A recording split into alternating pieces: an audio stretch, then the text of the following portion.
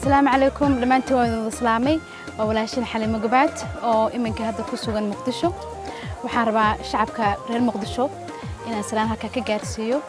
تهذا كلام حندوني أنا نيشيغو حفلة بنا كم تقبلني شو كويل واتن كبشة وهبين قميصة جمعة يسوق ريسو إن شاء الله فنانين تا غير مقدشو كيو نمعان هلاح عبد دامتو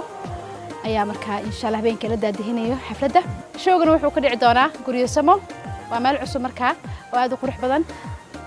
ka soo qayb gal wanaagsan baan leeyahay xafladda oo dhameystiran waxaad kala soconaysaan Astaan TV iyo Astaan Music